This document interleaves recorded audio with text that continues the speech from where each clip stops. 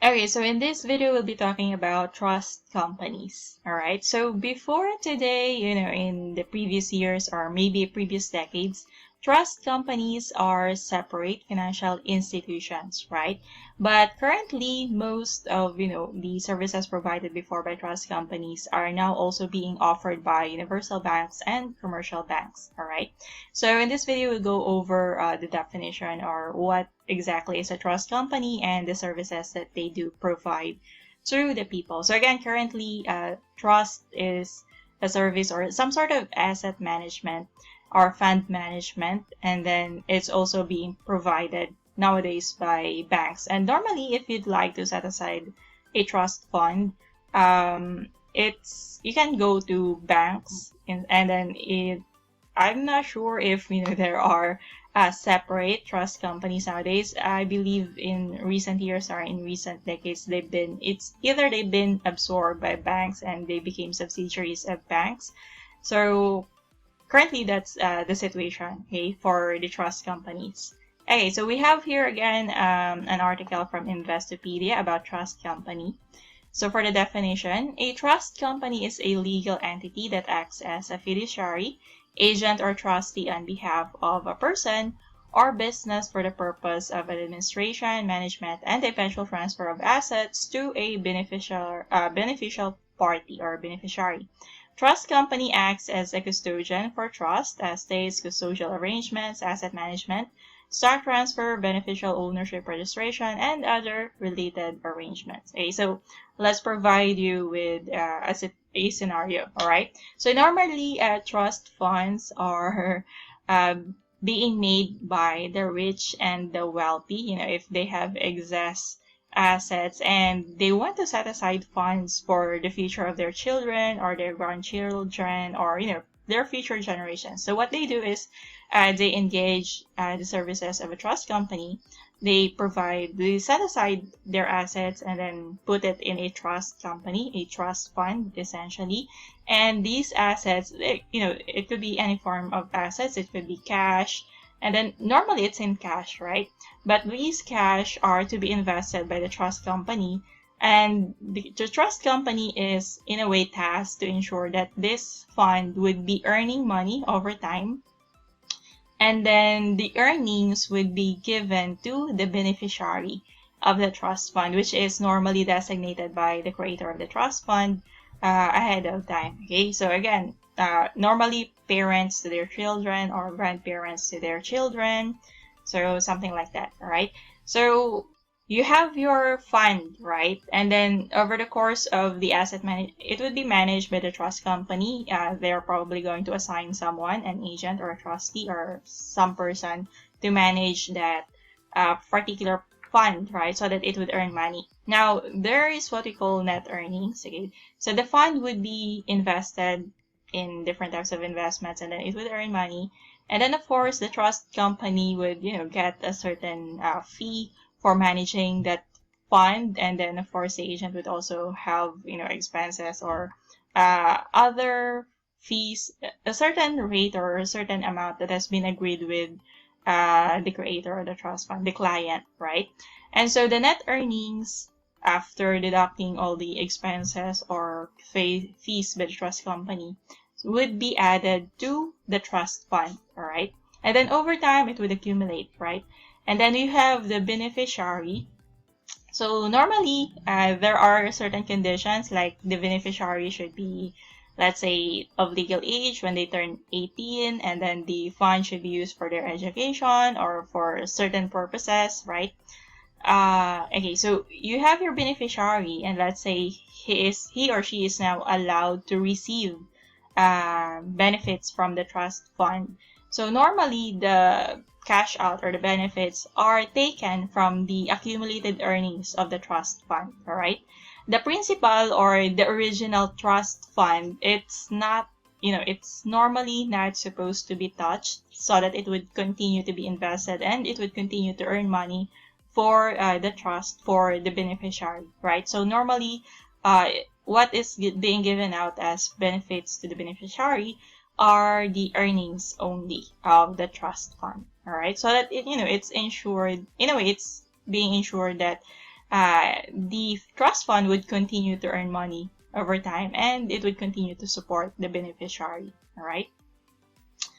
And then, okay, so essentially that's the nature of a trust company, right? So we have here key takeaways.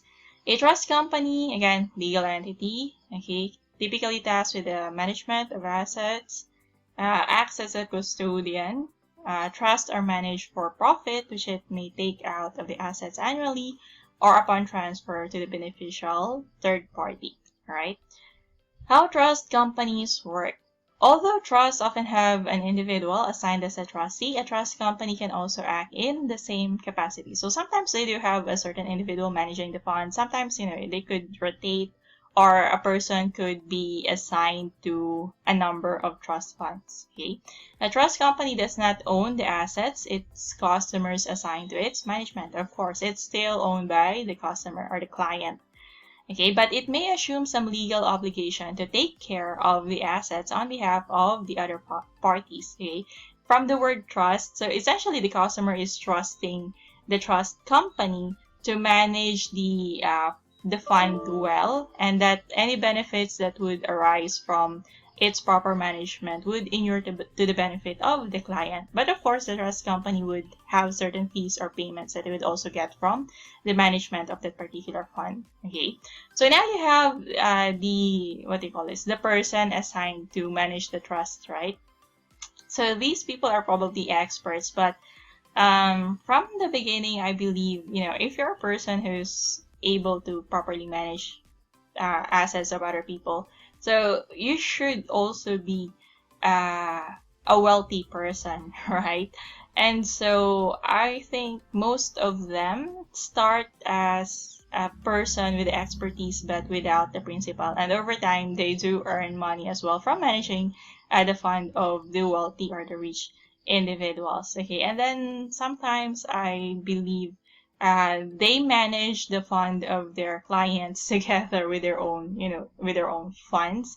But of course, there's, separation of these accounts. You cannot mix your own personal investments with investments of the trust funds of your clients. Okay, so there's a line, there are a very fine line, with regards to professional ethics and management as well. Okay, a trust company or trust department is usually a division or an associated company of a commercial bank. So currently this is the situation, right? They've either been absorbed by commercial banks or now a division or subsidiary of commercial or universal banks. Trust and similar arrangements managed for eventual transfer are managed for profit, which it may take out of the assets annually or upon transfer to the beneficial third party. So it's possible as well that the whole amount of trust would be transferred to the beneficiary, again, depending on the conditions set by whoever created the trust fund, right?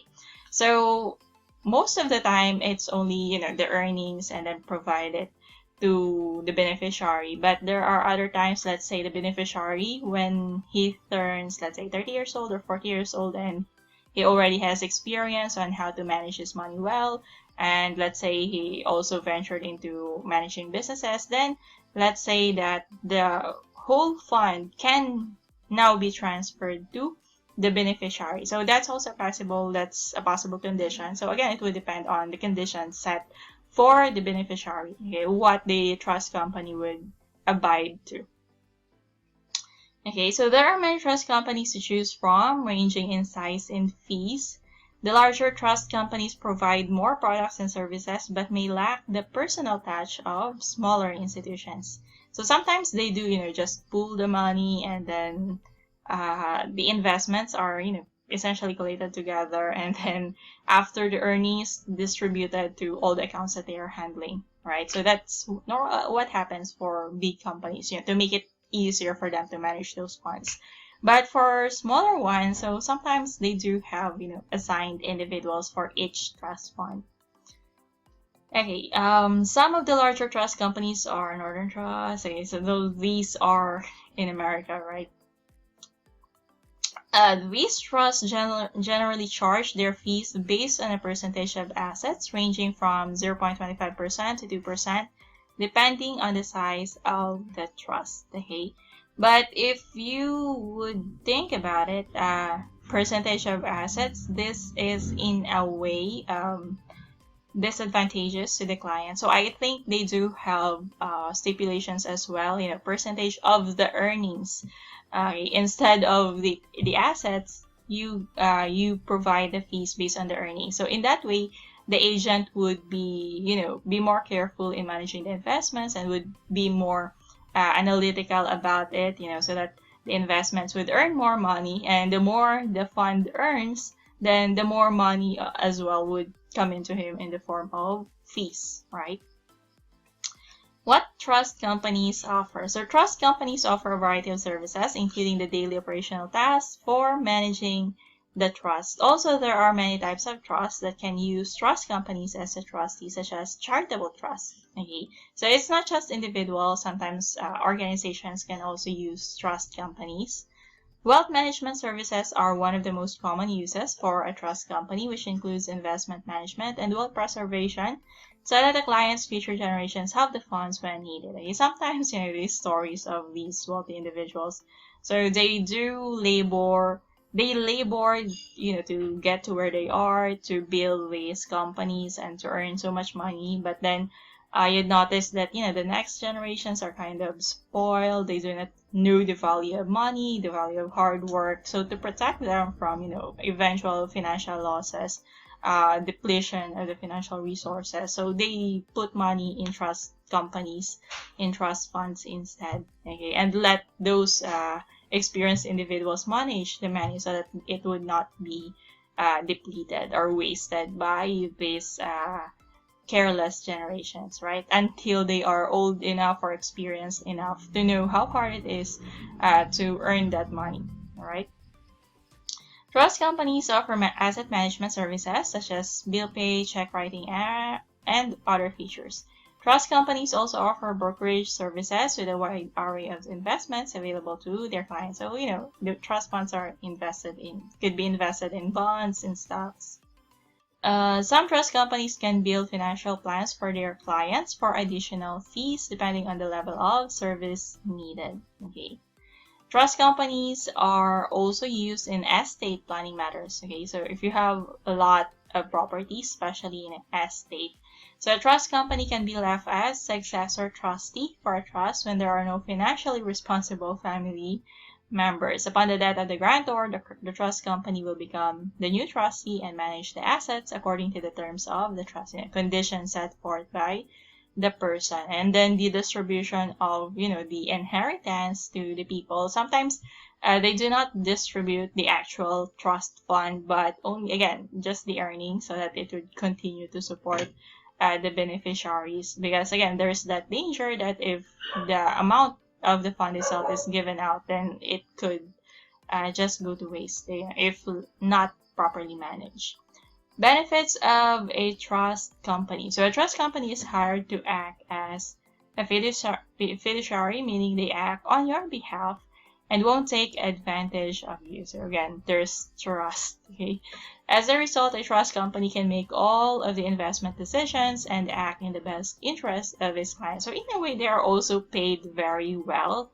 And so in a way, they do, there's reliance on each other, codependence on each other, so that the trust company or the agent would really act for the best interest of the client, right? The investment management services offered by trust companies can be helpful to those who are not experienced or knowledgeable about the financial markets. Also, clients who don't want or care to manage their day-to-day finances can also benefit from using a trust company. Trust companies are often good alternatives for preventing future family squabbles when dealing with inheritances and estate planning. If dividing up the assets of an estate will cause family turmoil, a trust company can act as a neutral third party. And sometimes they do provide financial advices as well, to the heirs or heiresses of a trust fund to ensure proper management of the estate. All right.